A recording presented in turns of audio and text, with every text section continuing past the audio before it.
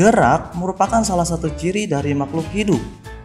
Gerak terjadi pada semua makhluk hidup, tetapi tidak semuanya dapat kita amati secara langsung. Hal ini disebabkan oleh adanya beberapa gerakan yang membutuhkan waktu dan terjadi sedikit demi sedikit.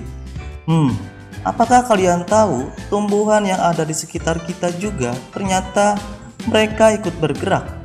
Bisa jadi ketika kita sedang asik tiktokan, tumbuhan di sekitar kita juga ikut bergerak bersama kita sambil bernyanyi goyang mama muda.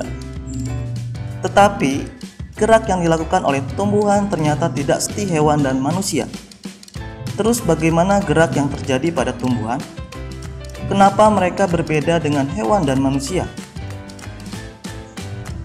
Secaranya, gerak pada makhluk hidup adalah suatu bentuk reaksi terhadap rangsangan, atau disebut juga dengan iritabilitas. Hewan mempunyai alat gerak aktif seperti kaki, sayap, atau sirip. Sementara bagi tumbuhan yang tidak mempunyai alat gerak aktif, geraknya disebut dengan gerak pasif. Bayangkan kalau tumbuhan memiliki kaki, tentu tumbuhan akan berbondong-bondong ke matahari untuk belanja. Maksudnya untuk mendapatkan cahaya fotosintesis. Gerak tumbuhan ini dilakukan sangat terbatas. Misalkan saja bunga yang semula kuncup bergerak perlahan-lahan sampai mekar dan indah untuk dipandang. Atau tumbuhan putri malu akan menguncup apabila kita sentuh bagian daunnya.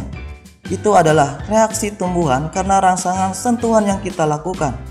Sama halnya seperti kita apabila menginjak kotoran kucing di jalan, tentu secara otomatis kaki kita akan terangkat dan tangan kita akan segera menutup lubang hidung karena saking baunya. Iu. Berbeda dengan tumbuhan, ternyata gerak pada hewan tidak hanya gerakan bagian tubuhnya saja, tetapi juga dapat melakukan gerak berpindah tempat. Hewan dapat berpindah dari satu tempat ke tempat yang lain dengan menggunakan kaki, sirip, atau sayap. Sama halnya dengan manusia, hewan bergerak bisa untuk mencari makanan, melindungi diri dari predator, atau lari dari kejaran kepala sekolah. Hewan pada umumnya bergerak dengan berbagai cara sesuai dengan habitat tempat tinggalnya. Sebagai contoh, hewan yang di darat bergerak dengan cara berlari, berjalan, atau merayap. Hewan di udara bergerak dengan cara terbang, dan hewan di air bergerak dengan cara berenang. Ya, ada juga yang bisa melakukan semuanya.